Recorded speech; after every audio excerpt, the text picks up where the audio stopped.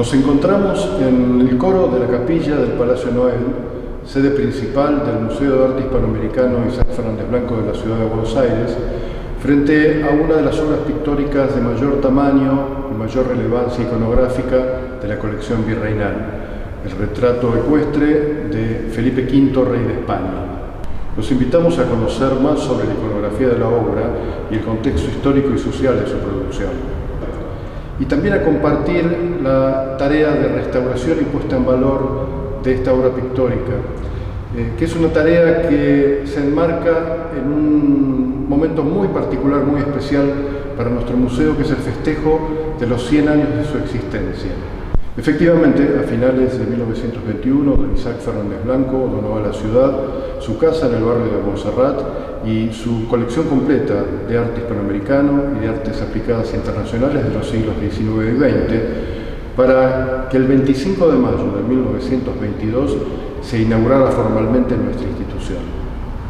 El museo programará a lo largo de una suerte de año jubilar, de festejos, una serie de actividades artísticas y culturales que comienzan con la restauración de esta obra emblemática del acervo cultural virreinal hispanoamericano.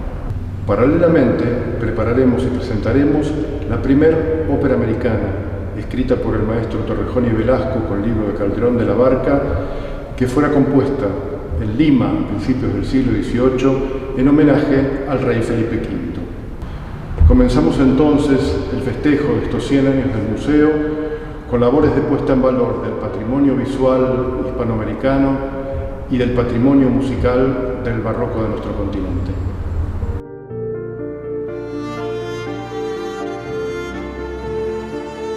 Felipe V es una figura de trascendencia en la historia de España y por supuesto de América, ya que en él se produce el cambio de dinastías, de la dinastía de los Austria a la dinastía de los Borbones. Y no es solamente un cambio de dinastía, es un cambio de política, es un cambio de mirada, es un cambio de mentalidad. Felipe, el duque de Anjou, es francés, no es español, nace en Versalles, es el nieto de Luis XIV, el rey Sol, hijo segundo del gran Delfín, y cuando nace nadie puede prever que ese niño iba a ocupar el trono de España.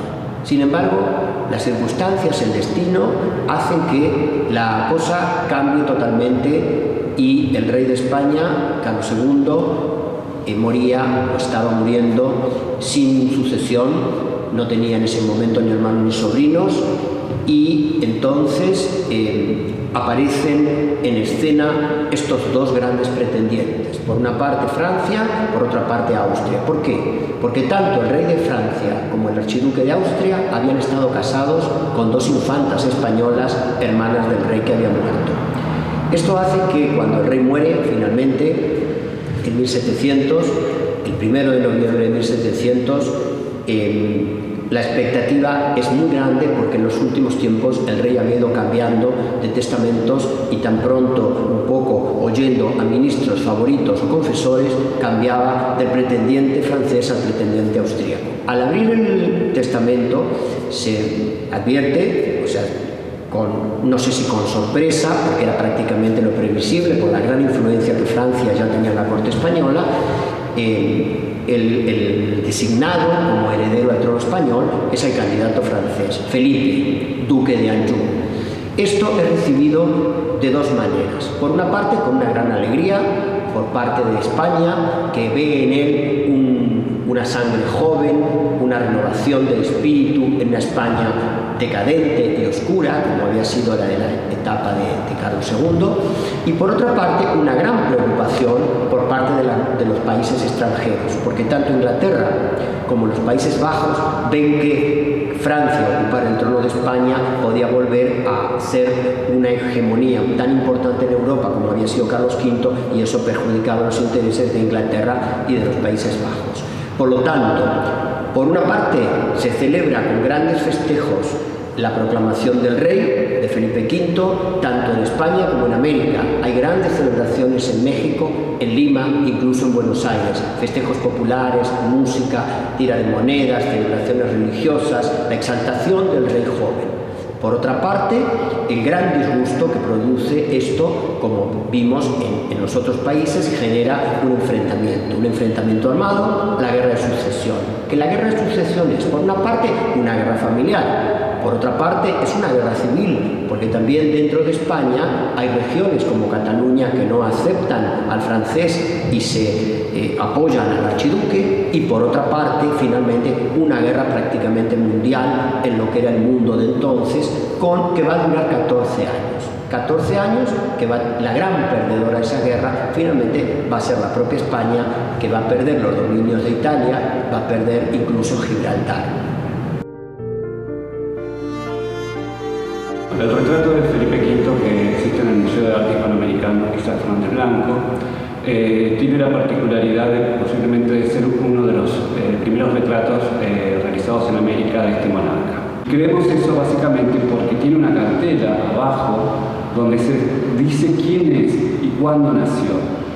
Por lo general, los súbditos del imperio sabían quién era el príncipe heredero, o sea, celebraban su nacimiento, celebraban su bautismo, celebraban a la distancia, en cualquier punto del imperio, sus casamientos con alguna princesa, y por supuesto se juraba por ellos y cuando asumían, les heredaban el trono.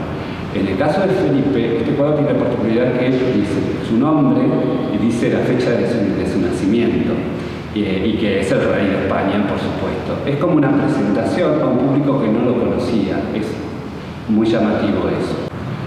Este cuadro tiene la particularidad de presentar a un monarca a caballo, es decir, es un retrato ecuestre, y esa particularidad está absolutamente relacionada con el personaje representado.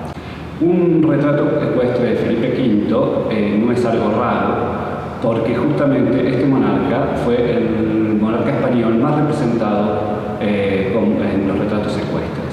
Este tipo de representación no fue elegida aleatoriamente o inocentemente, sino que era parte de una propaganda política muy importante en su momento, creada por su abuelo, el rey Luis XIV de Francia.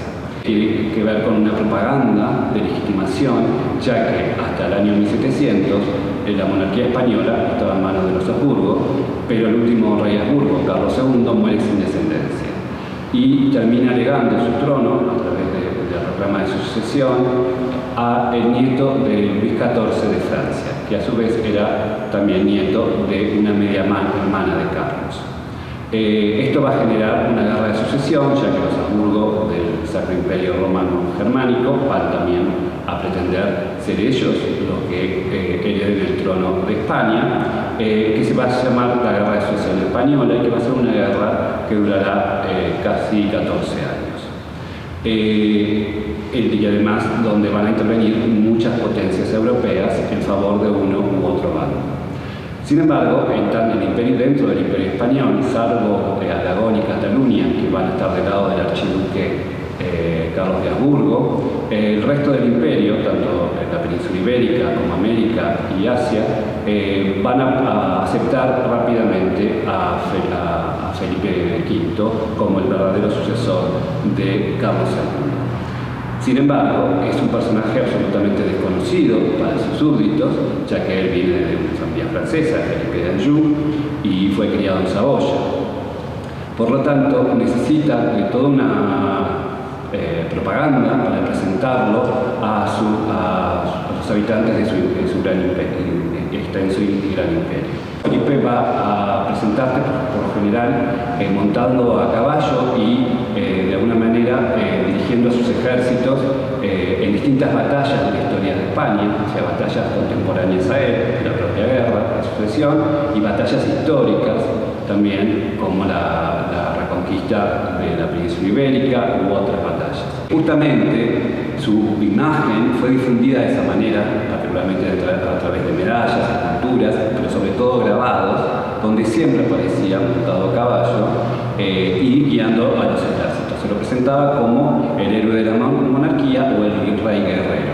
De alguna manera eso se utilizaba para ponerlo como contrapunto de su antecesor, Carlos II, el último de los Habsburgo, que había sido un rey muy enfermo, con grandes falencias físicas y mentales, y que por supuesto nunca había participado de una batalla. No obstante, también se lo representaba como rey de guerrero a Carlos II, como todos los reyes. Pero en el caso de Felipe, esto era mucho más repetitivo, mucho más insistente. Ya desde un comienzo, desde que se publica la sucesión de Carlos, es decir, donde declara a Felipe V como heredero, ya la portada de esa publicación va a ser un grabado francés donde aparece Felipe V montando a caballo, dirigiendo sus ejércitos.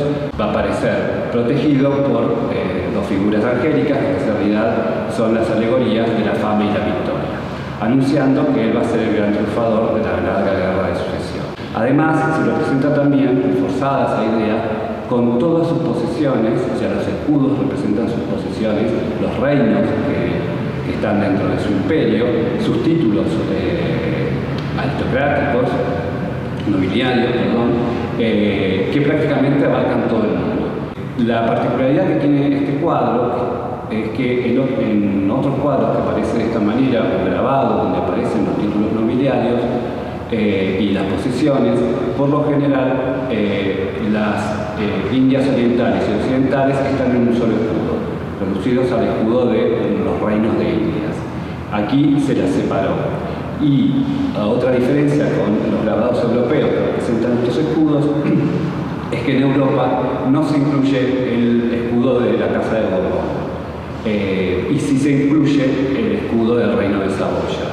En cambio aquí, en América, se va a reemplazar el Reino de Saboya por la Casa de Borbón. ¿Por qué? Porque supongo que es lo que tienen que explicar a la gran masa que habita en el imperio, de dónde viene, quién es, cuáles son sus antecedentes, y que básicamente se ha cambiado de dinastía, del Habsburgo a la Borbón.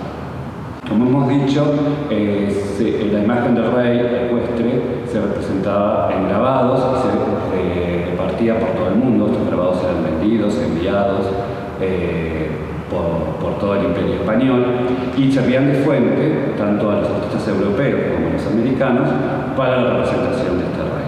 En el caso de nuestro cuadro, que es de origen cusqueño, la inspiración se basa en estos grabados, sobre todo en el almanaque de 1702, en el almanaque real, donde aparece Felipe rodeado por los escudos, pero es evidente que la copia no es literal y que se han combinado distintos grabados que lo representaban.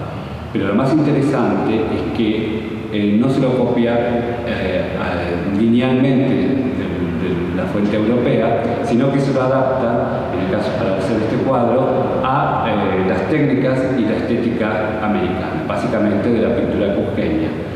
Por eso su cara no es un retrato fiel, porque en la pintura cusqueña los retratos por general eran más ideas que retratos realistas de representación, era lo que el personaje quería transmitir como virtudes, como valores, y por lo tanto no tienen una expresión definida. Su cara es la de un adolescente, donde también un adolescente casi andrógino, como se representaban los ángeles cusqueños. Y además se le agrega el brocateado, es decir, el oro, que es la forma de representar a los seres o personajes superiores. Pues lo podemos ver en la pintura religiosa cusqueña, donde la Virgen, los santos, los ángeles llevan este tipo de oro, de brocateado en oro, sobre las vestimentas.